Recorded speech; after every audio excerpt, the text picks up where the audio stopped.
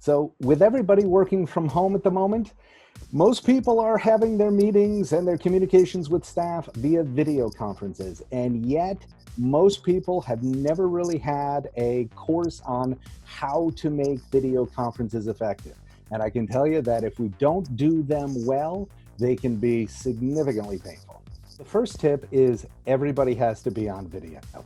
The issue is that some people will be on video and some people will turn off their camera and they'll go audio only.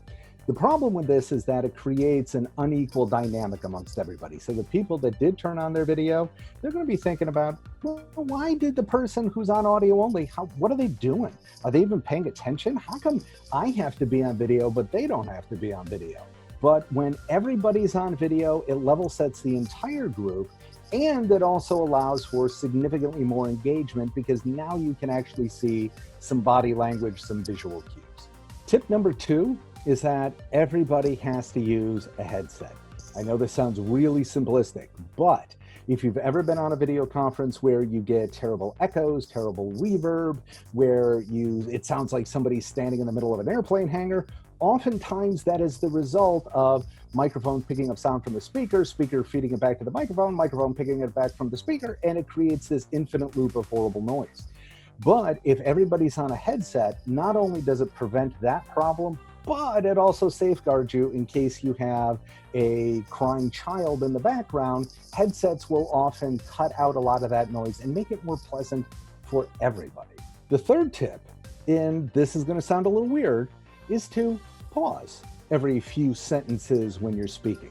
It is shocking how many people can speak for 10-15 minutes uninterrupted on a video conference. Meanwhile, everybody else on the conference is trying to raise their hands and trying to interject and ask a question, but the person can't hear them. It's hard for people to jump in and interject, but if you get used to the idea of every few minutes when I'm talking and I'm going through all our wonderful plans, I just pause for a minute.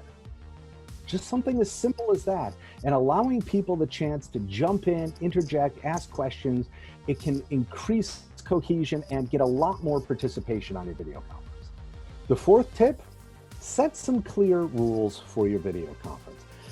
When we're having a face-to-face meeting, we can allow for things to get a little loosey-goosey because if people start fading out, if they stop paying attention, you can just see with their body language that they're tuning out. But when you're doing a video conference, you actually have to build in some structure. I'm going to talk for a few minutes about this topic, then I'm going to stop and we're going to open it up and get participation from the group.